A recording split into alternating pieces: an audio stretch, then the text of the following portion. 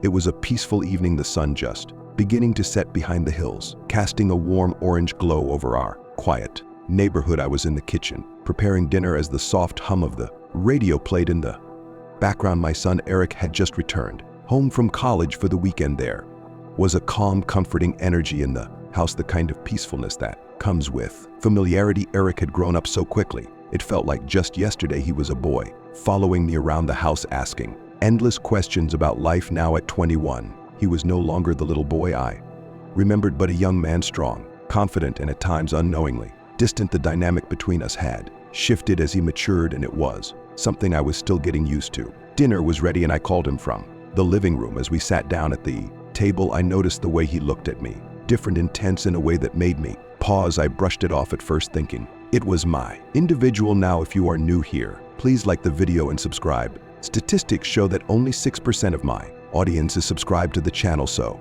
if this content has helped you in any way, I ask you to subscribe and hit the notification bell. Now let's start. Imagination. We talked about his classes, his friends, and how much he missed home, but the way he spoke, the way his eyes lingered on mine longer than usual, made me feel something I couldn't quite put into words. After dinner, we decided to watch a movie together, something we used to do all the time before he left for college. The living room felt cozier than usual, the dim lighting and soft cushions making it a perfect setting for a quiet night. And I couldn't remember the last time we had such a peaceful evening together. As the movie played, I found myself glancing at him more than I should have, noticing the way he had grown into himself. He was no longer the child I had raised, but a man. And then, just as I was beginning to feel a strange sense of unease about the thoughts crossing my mind, he shifted closer to me on the couch. At first, I thought it was innocent, but then his hand brushed against mine. A spark shot through me, something electric, something I knew I shouldn't feel. I pulled my hand away quickly,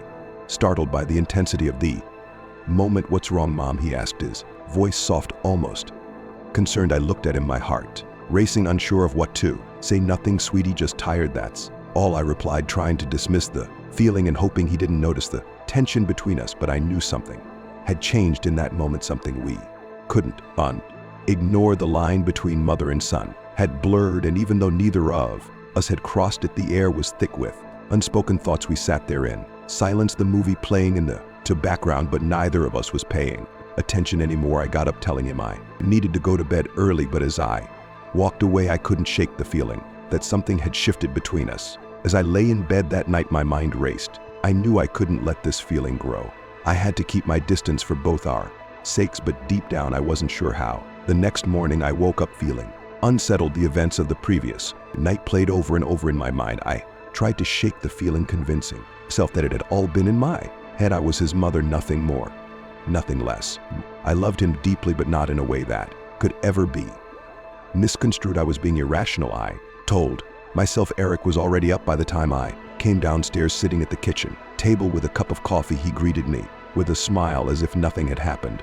Maybe it really had been nothing, just an odd moment that only I had noticed. I decided to push it from my mind, at least for now. Morning, I said, forcing a smile and trying to sound as normal as possible. Morning, Mom, he replied, his voice casual and easy. I was thinking about going for a hike later. Want to join me? Or hike? It had been ages since we'd done anything like that together. I hesitated for a moment, unsure if I should spend more time alone with him after the way I had felt last night. But then I reminded myself it was just a mother and son spending time together. There was nothing wrong with that. Sure, I said, it sounds nice. Later that afternoon, we drove to a nearby trail, a place we had gone many times when he was younger. The air was crisp, the sky a brilliant blue, and for a moment everything felt normal. We walked side by side, talking about nothing in particular, old memories, his plans for the future, the usual small talk. I found myself laughing, feeling more at ease with him, thinking maybe I had overreacted the night before. But as we walked further along the trail, there were moments where our conversation would pause, leaving a lingering silence that felt heavier than it should. At one point, as we reached a clearing with a beautiful view of the valley below, Eric stopped walking and turned to me. You've always been there for me, Mom, he said, his voice soft but serious. I don't know what I'd do without you. There was something about the way he said it that caught me off guard, a vulnerability in his tone that made my heart ache. I smiled, trying to lighten the mood. Well, you won't have to worry about that anytime soon, I joked. I'm not going anywhere. He didn't laugh. Instead, he took A step closer, his eyes locking onto. So mine, no, I mean it, he continued. You've always been more than just my mom, you've been everything. I froze. The words hung in, the air heavy and loaded with meaning. I wasn't ready to face. I searched his face for some sign that he was just being sentimental, that this was just an innocent moment of affection, but there was something in his eyes, something that made my heart race. Again, just like the night before, Eric, I said, my voice barely above a whisper. You know how much I love you. Right, of course, he replied, stepping even closer. I love you too, more than you realize. My pulse quickened. This wasn't how a mother and son were supposed to talk, to look at each other. My mind screamed at me to step back, to put some distance between us, but my body felt frozen in place. I think we should head back, I said, my voice shaky. It's getting late. But before I could turn away, he reached out and gently took my hand. The touch was innocent enough, but the way he held on, the way his thumb slowly brushed against my skin, made my stomach twist in a way I couldn't ignore. Mom, he said softly, his voice filled with something I couldn't quite name. I don't know how to say this, but I've been feeling something I shouldn't, and I think you felt it too. Panic surged through me. I pulled my hand away, taking a step back, my heart pounding in my chest. Eric, stop, I said, my voice trembling. You don't mean that you're confused? He looked at me, his expression a mix of confusion and hurt. I'm not confused, Mom. I know how I feel. No, I said, shaking my head. This isn't right. You're my son. We can't. I couldn't even finish the sentence. The words felt too dangerous, too heavy to speak out loud. Eric took a deep breath, the tippy breath, his face clouded with an emotion. I know it's not right, but I can't help how I feel, and I don't think you can either. Tears welled up in my eyes as I struggled to keep my composure. This wasn't happening. This couldn't be happening. I had to stop this before it went any further, before we crossed a line we could never uncross. I'm your mother, I said, my voice breaking, and I love you, but not like that. I can't. We can't. The words hung between us, thick and near suffocating. I could see the pain in his eyes, the way his shoulders slumped in defeat. He nodded slowly, looking down at the ground as if ashamed. I'm sorry, he whispered. I didn't mean to. I didn't want to make you uncomfortable. I swallowed hard, trying to push down the overwhelming mix of emotions swirling inside. Me, it's okay, I said softly, though I wasn't sure if it really was. Let's just go home. The drive home was suffocatingly quiet. Eric didn't say a word, and neither did I. The weight of what had been said on the trail hung heavily between us, making every passing second feel agonizingly long. I kept my eyes on the road, my mind racing as I tried to process what had just happened. I couldn't believe the words that had come out of his mouth, the feelings he had confessed. It was as though everything I thought I knew about our relationship had been flipped upside down. When we finally pulled into the driveway, Eric muttered something about going to his room. I didn't stop him as he disappeared up the stairs. I collapsed onto the couch, my body trembling with the emotions I had been holding back since that moment on the trail. I didn't know how to make sense of any of it. He was my son, my baby boy, but he wasn't a boy anymore, and it was becoming terrifyingly clear that our relationship had taken on a complexity that neither of us had expected. I wanted to believe that his feelings were just a phase, something fleeting that would pass with time, but the way he had looked at me, the way his hand had lingered on mine, told me otherwise. A part of me felt guilty, like maybe I had done something wrong. Maybe I had been too affectionate, too close over the years, but that wasn't right, was it? Mothers were supposed to love their sons, to nurture them, to be there for them.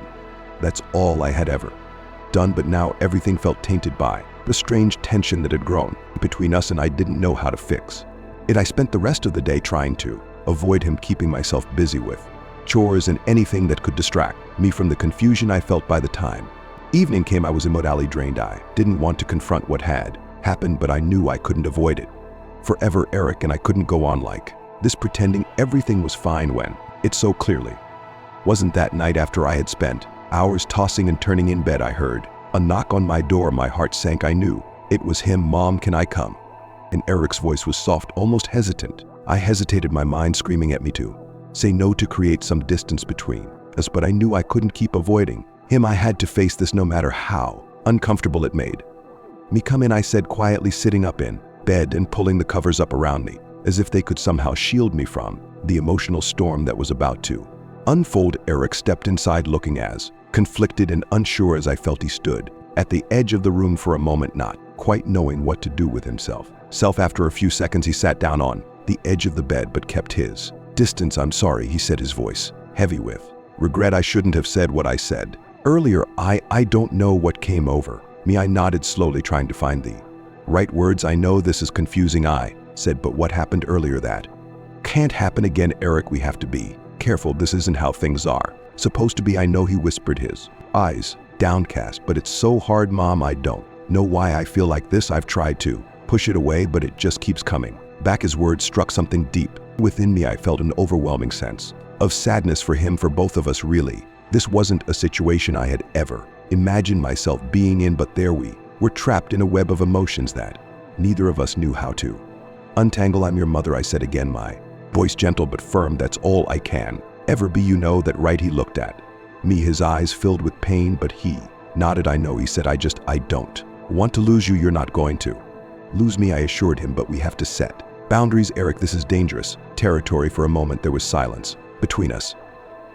The tension from earlier in the day still lingered, but there was also an unspoken understanding that things couldn't continue the way they were. We both knew it, even if neither of us wanted to fully acknowledge it. Maybe it's best if you go back to school tomorrow, I suggested gently. I think we both need some space to clear our heads. Eric nodded slowly, though I could see the sadness in his eyes. Yeah, he said quietly, maybe you're right. The next morning I watched as he packed his things, the air between us thick with unresolved emotions. I wanted to hug him, to tell him that everything would be okay, but I couldn't bring myself to do it, not after everything that had happened. When he finally left, the house felt emptier than it had in years. I sat on the couch staring out the window, trying to process everything. I knew we had both made the right choice by putting some distance between us, but that didn't make it any easier. The relationship between a mother and son was supposed to be simple, pure, but ours had become something far more complicated, something that neither of us